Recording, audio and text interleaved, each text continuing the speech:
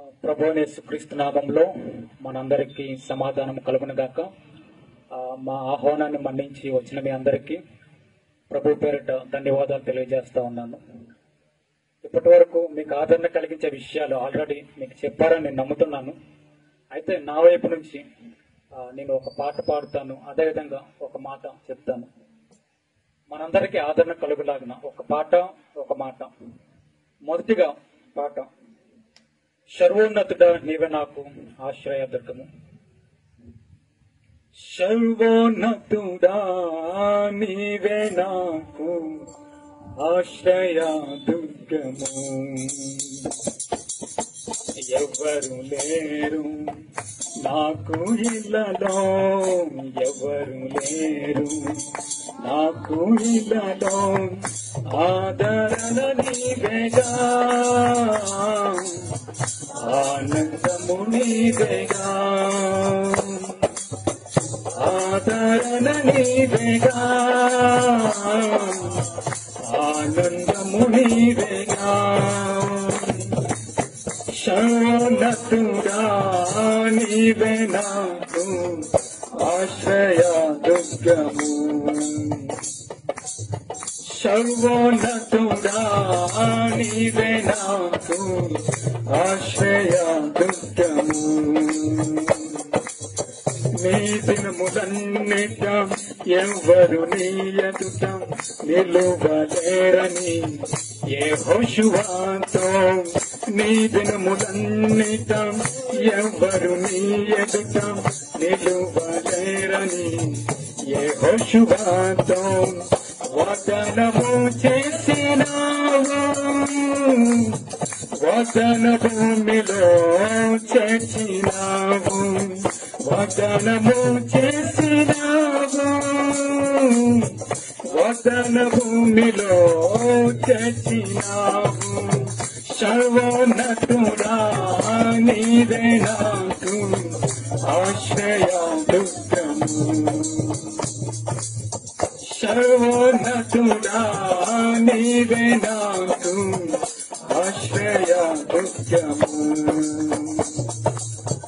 నిందల పాలై నిత్య నిబంధన నీతో చేసిన దానియేలుకు, నిందల పాలై నిత్య నిబంధన నీతో చేసిన దానియేలుకు, సింహాసనమిచ్చినావు, సింహాల నోళ్ళను మోసినావు, సింహాసనమిచ్చినావు, సింహాల నోళ్ళను మోసినావు. సర్వోన్నతుడా నీవే నాకు ఆశ్రయదుర్గము.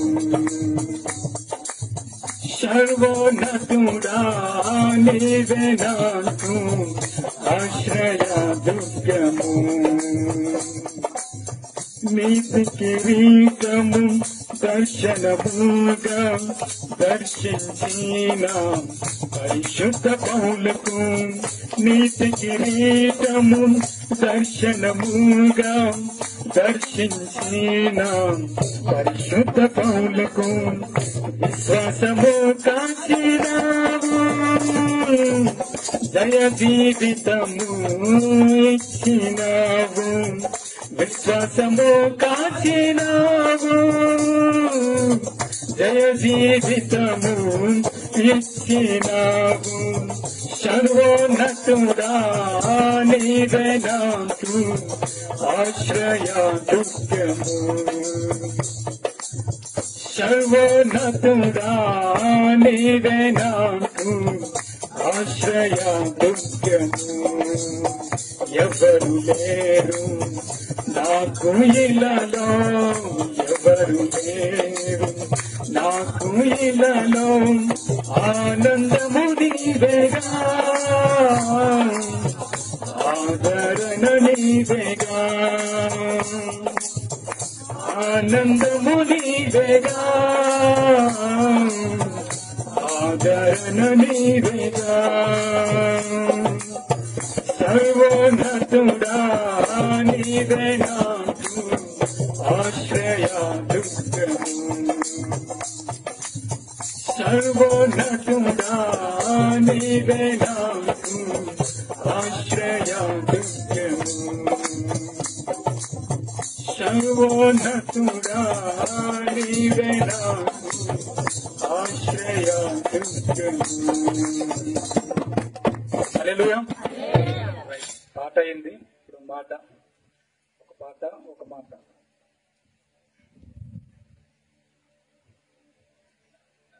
బైబిల్లో రాయబడింది ఏంటంటే, ఈ మాటల చేత ఒకరినొకరు ఆదరించుకోండి.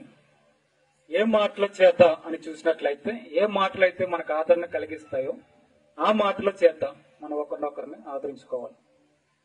సో విషయం ఏంటంటే, మాట ఏంటంటే, పుట్టినవారు గిట్టక మానరు.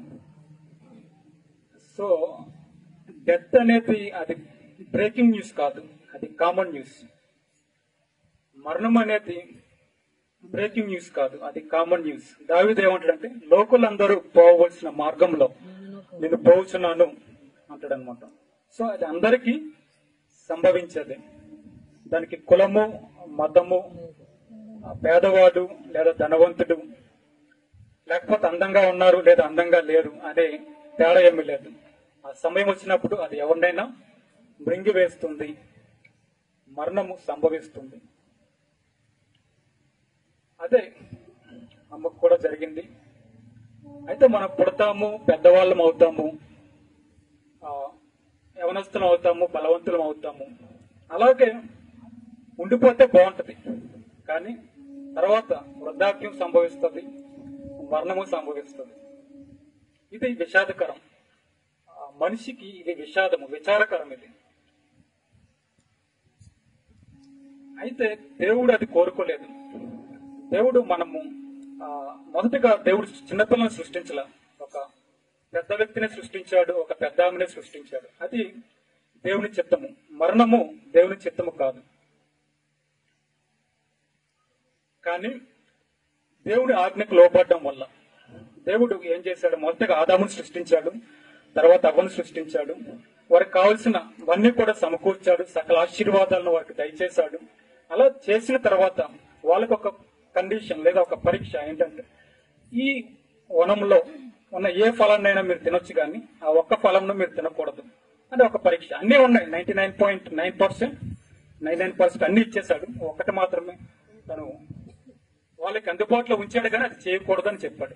అయితే వాళ్ళు అది ఆజ్ఞను అతిక్రమించినప్పుడు వాళ్ళు మానవ శరీరం పొందుకున్నారు, మరణాన్ని పొందుకోవడం అనేది జరిగింది. వాళ్ళ వల్ల వాళ్ళ సంతానం అంతటికి కూడా మరణము ప్రాప్తిస్తా ఉంది. అయితే ఆ రోజు నేను పరిచర్యలో ఉన్నాను, సండే పరిచర్యలో ఉన్నాను. పరిచర్యలో ఉన్నప్పుడు కొండ కాల్ చేసింది, అమ్మకు బాగాలేదు, హాస్పిటల్లో జాయిన్ చేశాము అని చెప్పింది. సరే, ఆ 2-3 సంవత్సరాల నుంచి ఆమె సిక్నెస్ కూడా వెళ్తుంది. ఆమె హాస్పిటల్లో జాయిన్ చేయడం జరిగింది. ఓకే, నేను కొంత మనీ ట్రాన్స్ఫర్ చేశాను. తర్వాత నేను పరిచయం అయిన తర్వాత మరలా 9 o'clock 10 o'clock హాస్టల్కి వచ్చాను. హాస్టల్కి వచ్చిన తర్వాత మరలా నేను కొండకు కాల్ చేశాను ఏంటి పరిస్థితి అని చెప్పి. అమ్మ పడుకుంది, సిగ్గా ఉంది అని చెప్పింది. మాట్లాడతావు అంటే మాట్లాడతాను అని చెప్పాను. అయితే మాట్లాడడానికి ఫోన్ ఇచ్చిందేమో, మరి లేదు, ఇవ్వలేదు. ఏదైనప్పటికీ అమ్మ పడుకుంది, మార్నింగ్ మాట్లాడదులే అంటే సరే అని చెప్పి ఫోన్ కట్ చేశాము. తను కొద్దిగా దిగులుగా ఉందని నాకు అర్థమైంది. తర్వాత ప్రేయర్ చేయని చెప్పింది. ఓకే, నేను అప్పుడే బాగా అలసిపోయి వచ్చాను, మినిస్ట్రీ నుంచి అలసిపోయి వచ్చాను. నైట్ 10 o'clock అయింది. ఫోన్ ఛార్జింగ్ లేదు, పాత ఫోన్ వాడుతున్నాను. అప్పుడు ఛార్జింగ్ లేదు, ఛార్జింగ్ పెట్టలేదు కూడా. నైట్ పడుకుంటుపోయాను. ఉదయం లేచిన తర్వాత రెడీగా ఆఫీస్కి వెళ్ళిపోయాను. ఆఫీస్కి వెళ్ళిన తర్వాత అప్పుడు ఛార్జింగ్ పెట్టాను. ఛార్జింగ్ పెట్టిన తర్వాత కొండ నుంచి కాల్స్ చూశాను, మిస్డ్ కాల్స్ ఉన్నాయి. తిరిగి కాల్ చేసినప్పుడు కొండ ఏం చెప్పిందంటే, అన్నయ్య అమ్మ చచ్చిపోయింది అని చెప్పింది. ఫోన్ ఎత్తగానే తను చెప్పిన మొదటి మాట అది. గుండెల్లో రాయి పడినట్టు అయింది. వెంటనే మరి కళ్ళలో నీళ్ళు తిరిగాయి. వెంటనే హాస్టల్కి పరుగున వచ్చాను, లగేజ్ సర్దుకున్నాము. ఆటో బుక్ చేసి 7 వాళ్ళ ఇంటికి బయలుదేరాను. ఆటో దిగిన తర్వాత ఆటో వెనకాల ఒక మాట ఉంది ఏంటంటే, go to home, mother is waiting for you అని రాసింది అక్కడ. ఆటో చదివాను. ఓకే, బయలుదేరాము. తర్వాత ఇంటికి వెళ్ళిన తర్వాత తను క్యాబ్ బుక్ చేశాడు ఎయిర్పోర్ట్ వరకు. తర్వాత టికెట్స్ బుక్ చేశాడు. ఫ్లైట్ లో వైజాగ్ వరకు వచ్చాము. అక్కడి నుంచి మళ్ళీ కారు తొందరగా దొరకలేదు. మళ్ళా కారు బుక్ చేసుకున్నాము. బుక్ చేసుకొని ఇక్కడికి రాగలిగాము సమయానికి. వచ్చిన తర్వాత నేను అమ్మ దగ్గరికి వెళ్ళాను. వెళ్ళిన తర్వాత ఆమె ఒక్క సెకండ్ కళ్ళు తెరిచి నవ్వినట్టుగా అనిపించింది నాకు. మరి అది ఆమె నిజంగా అది జరిగిందో లేకపోతే నాకు అలా అనిపించిందో కానీ ఒక్క బ్లింక్ అంటారు చూసారు, అట్లా ఒక్క క్షణం అంటారు చూసారు, ఆ క్షణంలో ఆమె ముందు నిలబడ్డాను. ఒక క్షణంలో కళ్ళు తెరిచినట్టు నవ్వినట్టు అనిపించింది. మరలా వెంటనే పోయింది. మరి నేను చూద్దాము ఏంటి అని టెస్ట్ చేద్దామా అంటే ఎంతమంది మరణాన్ని నిర్ధారించారు. సరే మరి నేను చూడలేదు ఇంకా ఇంకెందుకని చెప్పి ఇంతమంది చెప్పిన తర్వాత ఇంక చూడలేదు. సరే ఆ తర్వాత చివరి కార్యక్రమాలన్నీ కూడా నేను పాల్గొనడం దగ్గర నుంచి చేయడం జరిగింది. ఇది ఈ జీవితంలోంచి ఒక 3 విషయాలు నేను చెప్తాను. గతంలో కొన్ని విషయాలు నేను చెప్పాను, కానీ ఈ సమయంలో మరికొన్ని విషయాలు మీతో పంచుకోవాలని ఆశపడతా ఉన్నాను. మొదటి విషయం ఏంటంటే ఆమె కాపాడుకుంది. రెండో విషయం ఏంటంటే ఆమె విడిచిపెట్టింది. మూడో విషయం ఏంటంటే కాపాడుకుంది, విడిచిపెట్టింది, సిద్ధపడింది. మొదటిగా కాపాడుకుంది. ఏంటి కాపాడుకుందంటే ఆమె గౌరవాన్ని కాపాడుకుంది. అంటే ఆమె గత 2-3 సంవత్సరాల నుంచి సిక్ అవుతుంది తరచుగా. కొన్నిసార్లు ఆమె నోటి వెంట మేము మాట విన్నాం, ఏంటంటే చచ్చిపోతే బాగుంది అనే మాట ఆమె నోట్లోంచి విన్నాం. కొన్నిసార్లు ఆమె విన్నాము కానీ మేము స్పందించలేదు. ఆ మాట అంటే ఆమెకున్న కష్టమేంటో ఆమెకు తెలుసు, మనకు తెలియదు. ఆమె కష్టాన్ని బట్టి ఆమె మాటను ఆమె నోట్లోంచి వచ్చి ఉండొచ్చు, కానీ మేము స్పందించలేదు. కానీ ఆమె సహజ మరణాన్నే పొందుకుంది. ఆమె గౌరవాన్ని కాపాడుకుంది, మా గౌరవాన్ని కాపాడింది. ఇంకా రెండో విషయం ఏంటంటే ఆమె విడిచిపెట్టింది. ఏం విడిచిపెట్టిందంటే ఆస్తిని విడిచిపెట్టింది ఎంతో కొంత. ఆమె పెద్దగా విద్యావంతురాలు కాదు, ఉద్యోగస్తురాలు కాదు. యవన కాలం నుంచే ఒక విడోగా తను ఉంది. వైదవ్యాన్ని తను యవన కాలం నుంచి అనుభవించిన పరిస్థితి. అయినప్పటికీ మాకు అప్పులను విడిచిపెట్టలేదు. అప్పులేం మాకు విడిచిపెట్టలేదు. తను ఎంతో కొంత ఆస్తినే మాకు విడిచిపెట్టింది. ఇక మూడో విషయం ఏంటంటే ఆమె సిద్ధపడింది.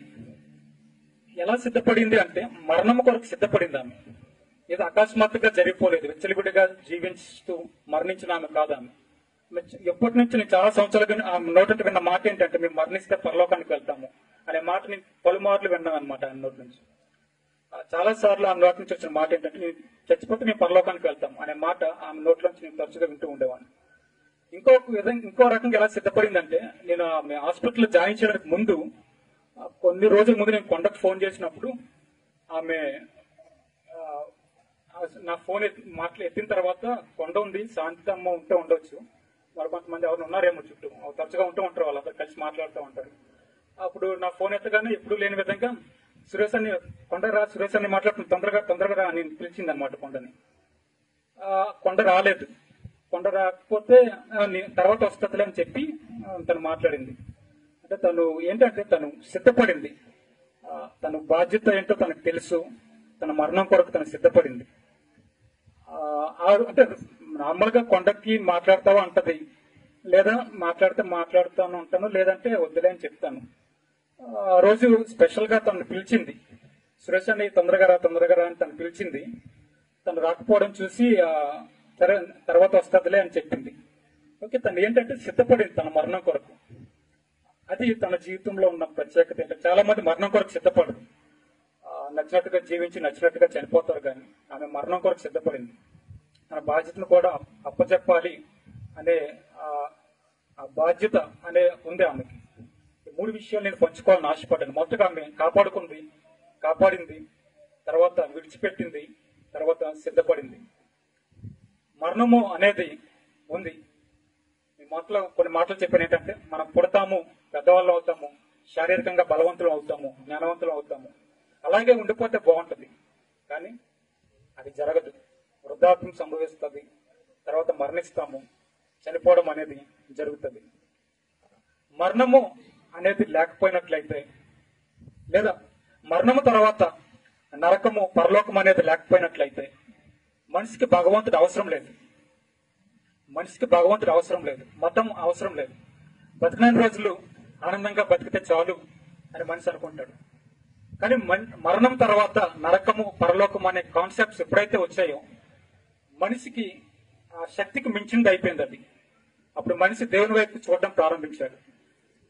అయితే ఆదాము అవ్వ చేసిన పాపమును బట్టి మనిషి తన నార్మల్ ఈ క్షయమైన శరీరాన్ని పొందుకున్నాడు. తను పాపం ద్వారా మరణాన్ని జయించలేక చనిపోతా ఉన్నాడు. అయితే అటువంటి పరిస్థితి నుంచి విడిపించాలి అని చెప్పి యేసుక్రీస్తు భూమి మీదకి వచ్చాడు. ఏ మనిషి అయితే పాపం చేసి మరణాన్ని కొని తెచ్చుకున్నాడో అదే మనిషిగా దేవుడు భూమి మీదకి వచ్చి పాపము లేకుండా జీవించి ప్రజలందరి కొరకు రక్తము చిందించి లోకరక్షకుడుగా రక్తము చిందించి మరణించి సమాధి చేయబడి 3వ రోజున తిరిగి లేచి ఏ మరణం అయితే మనుషులందరినీ మింగేస్తుందో ఆ మరణాన్ని జయించి ఆయన పరలోకానికి వెళ్లిపోవడం జరిగింది. ఆయన ఏం చెప్పాడు అంటే, ఎవరైతే నన్ను నమ్ముతారో, ఏదైతే ఈ త్యాగాన్ని నేను చేసిన త్యాగాన్ని ఎవరైతే నమ్ముతారో వాళ్ళకి ఆ త్యాగము అన్వయించబడుతుంది. నేను నీ కొరకు శిక్షించబడ్డాను అని ఎవరైతే నమ్ముతారో వారికి మరలా శిక్షించబడవలసిన అవసరం లేదు. ఎవరైతే దాన్ని నమ్మరో వారికి మరలా శిక్ష అనేది ఉంటుంది. కాబట్టి ఎవరైతే యేసుక్రీస్తుని నమ్ముతారో వారి పాపం నిమిత్తం ఆల్రెడీ ఆయన శిక్షించబడ్డాడు కాబట్టి మరలా వాళ్ళు శిక్షించబడవలసిన అవసరం లేదు.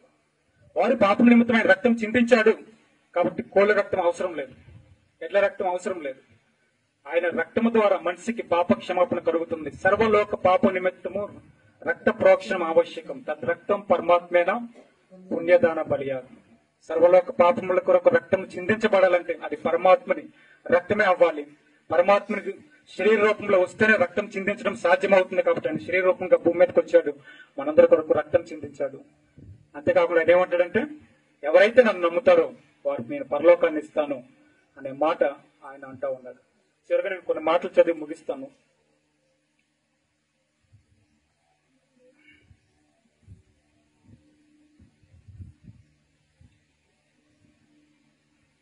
మొదటి కొరింథీయులకు రాసిన పత్రిక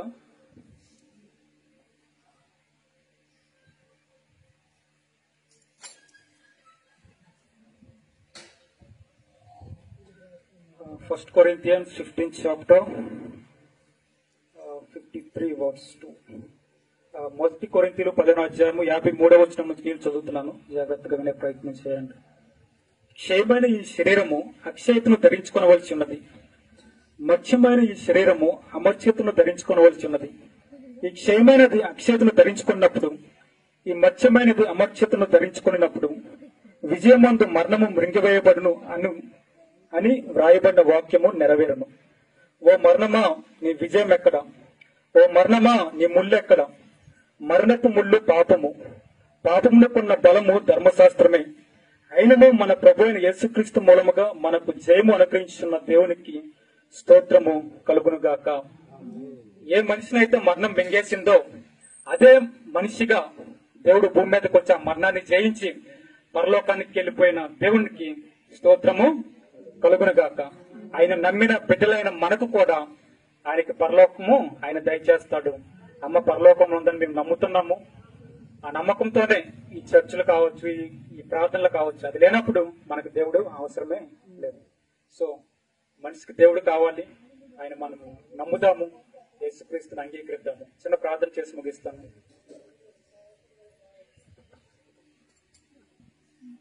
మహాపరిశుద్ధుడైన ప్రేమ కలిగిన తండ్రి, దేవదేవుడా, ప్రభుల ప్రభువ, రాజులు రాజా, నిన్న నేడు రేపు ఏకరీతగున్న పరలోకపు తండ్రి నీకు స్తుతులు స్తోత్రాలు చెల్లిస్తున్నాం నాయన. ఈ సమయంలో అయ్యా నీ బిడ్డలమైన మేమందరము కలుసుకొని జ్ఞాపకార్థ కూడిక లేదా జ్ఞాపకార్థ ఆదరణ కూడికను జరుపుకోవడానికి మాకు కృపనిచ్చారు. అందరూ బట్టి మీకు స్తుతులు స్తోత్రాలు.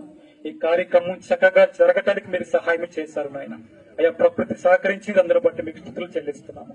సేవకులు, సంఘము, బంధువులు అయ్యా అందరూ కూడా నాయన సహకరించారు. ఈ కార్యక్రమం సక్రమంగా జరగటానికి నాయన నీవు కృప చూపించావు. అందరిని బట్టి నాయన నేను స్తుతిస్తున్నాము.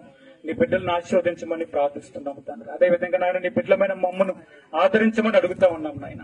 అయ్యా ఒక మనిషిని మేము కోల్పోయినప్పుడు మా హృదయానికి బాధ కలుగుతుంది నాయన. మా బాధని నాయన అయ్యా మా తగిలిన గాయములు మాన్పి మమ్మల్ని ఆదరించి అయ్యా మా దుఃఖంలో నాట్యముగా మార్చమని ప్రార్థిస్తున్నాం నాయన. వాటిని జ్ఞాపకం చేసుకోండి నండి. ఎవరి కాలంలో మీ కాపుదల భద్రతను దయచేసి ఒక మంచి వ్యక్తితో తన వివాహంలో జరిపించమని ప్రార్థిస్తున్నాము. తండ్రి కనికరించు ఆయన. అయ్యా నీ బిడ్డని నన్ను జ్ఞాపకం చేసుకుని ఆయన అయ్యా కనికరించి కృపలో బలపరచు. వచ్చిన ప్రతి ఒక్కరిని జ్ఞాపకం చేసుకోండి ప్రభు. ఆయన సత్యమును గ్రహించి నిన్ను అంగీకరించడానికి యేసుక్రీస్తే దేవుడిని హృదయంలో అంగీకరించి నోటితో ఒప్పుకొని వారు రక్షించబడతారని నీ వాక్యంలో సెలవించావు. నాయన కనికరించు. ఏ హృదయాలైతే నిన్ను అంగీకరించడానికి సిద్ధంగా ఉన్నాయో ఆ హృదయాన్ని పట్టుకోమని ప్రార్థిస్తున్నాము నాయన. కనికరించను. పరిశుద్ధాత్మ శక్తితో మమ్మల్ని నింపండి నాయన. ఈ సమయంలో ఈ ప్రాంతంలో నాయన పరిశుద్ధాత్మను కుమ్మరించమని ప్రార్థిస్తున్నాం తండ్రి. అయ్యా fill us with the power of Holy Spirit అని ప్రార్థిస్తున్నాం ప్రభు. కనికరించిన అయ్యా ఈ సంబంధమైన దేవత సత్యమును అంగీకరించుకుంటున్నట్లు మా మనోనేత్రంలో కప్పివేస్తుందని చెప్పి నీ వాక్యంలో రాయించావు నాయన. ఎవరైతే నాయన నిన్ను అంగీకరించడానికి సిద్ధంగా ఉన్నారో వారిని అపవాది మోసము చేయకుండా నాయన నీ రెక్కల చోటును భద్రపరచమని ప్రార్థిస్తున్నాం.